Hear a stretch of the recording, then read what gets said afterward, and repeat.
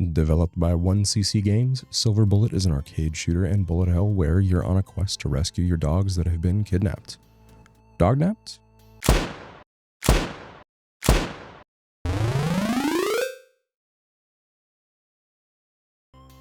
I'm Alaskan Beard. Welcome to You Should Play, a series where I tell you about games I think you should play, and Silver Bullet is one of them.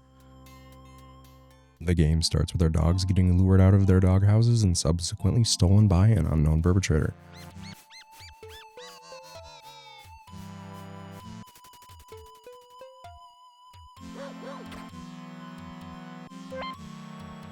We rush outside, our trusty dog Silver in tow, and set off to rescue our pups. We're thrown into the first level right away, a roller coaster ride where we get a feeling for the shooting before the real game begins. There are 6 main levels in total, each with a minigame and a shop afterward. The levels all have unique visual designs, and aside from the music, that's my favorite part. We've got a haunted mansion, and after that, some haunted halls, presumably inside the haunted mansion.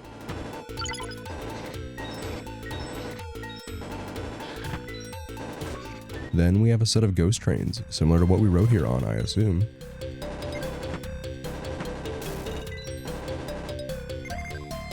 Then there's probably my favorite level, Mesozoic Museum. You can shoot the skin off dinosaurs to reveal their skeletons and get some extra gold, but I'd do it even if there wasn't gold, because paleontology is already cool enough. And yeah, there's 2 more levels, like I said, but I don't want to give everything away. Circling back to the music, it really is great. Here's a little bit of the Ghost Train theme song played on the in-game jukebox.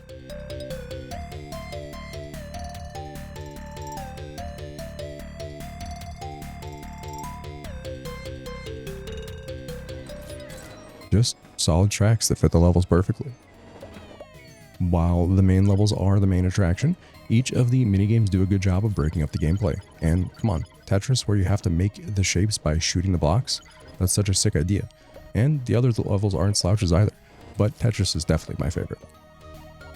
Beyond the main and minigame levels, there's a shop with pretty meaningful upgrades, like giving you an extra special in the form of a zombie dog or extra lives, because this is an arcade game after all. But I realize I told you about most of the game while somehow skipping over the actual gameplay. You've obviously seen some of it already, but the main gameplay is shooting shit while trying not to get hit. Shoot enough things and you'll fill up your special bar, which brings Silver out. With the press of a button, he'll attack in a straight line at whatever you're aiming at, doing damage and turning anything he touches into collectibles. On the surface, he just gives you a little extra damage, but having something that can destroy projectiles adds a layer of strategy, letting you get out of tight spots or letting you stand still and do that little bit of extra damage. The last mechanic is melee. If you're moving, it becomes a dash that lets you move quickly and pass through enemies, dealing damage along the way. And when you're standing still, it becomes a parry, though in my experience it just destroys projectiles rather than sending them back like you would expect a parry to do, but I digress. There's also a weird cooldown that makes it so you can't spam it to get through bullet heavy sections, and I mean, they kind of had to do that, but I still would not mind being able to spam the spacebar to get through bullet heavy sections, considering that's what I'm worst at in the game. Despite being bad at dodging projectiles, I did manage to beat the game, which took me a little over 2 hours. But there's more on offer than just a single playthrough. Quite a few levels have achievements side of them, like Cleopatra's Fortune, which you get for filling all the rows in the Tetris minigame. And that's not mentioning the game's skill ceiling, which culminates in beating the game without using continue, something that I've yet to do. On top of the replayability of arcade mode, there's also Score Attack, which lets you go for high scores on a per level basis, as well as dedicated Tetris mode, a continuation of the arcade level, this time with bombs that let you actually clear rows.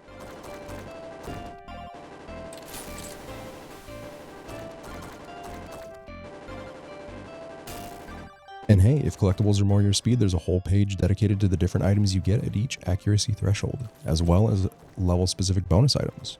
Combine these with the achievements and you've got your overall game progress, which, when high enough, lets you unlock a new starting weapon, starting with machine gun and progressing from there.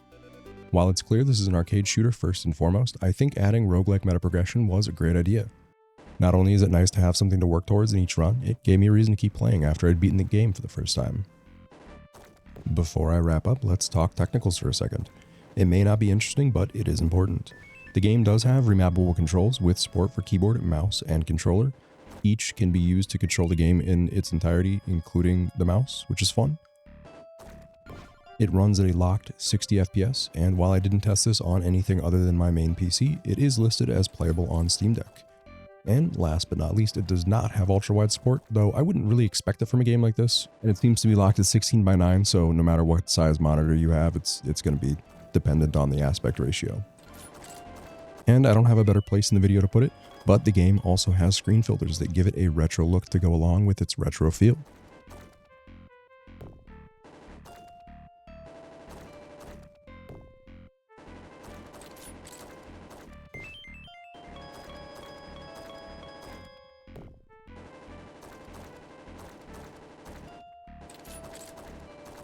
All in all, there's not really much to complain about.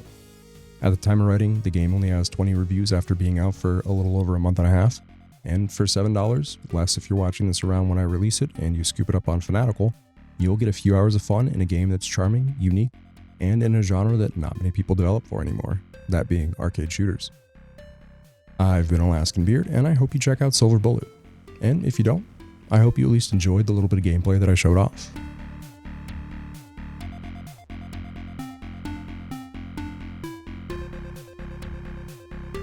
Before I go for real, I wanted to remind everyone, you are loved. Life might be hard right now, but you're not alone. Yesterday can never take tomorrow from you, and every day is a chance for things to get better. And hey, if you're doing well, make sure to check in with your friends and family. Maybe they aren't, and hearing from you would probably mean a lot.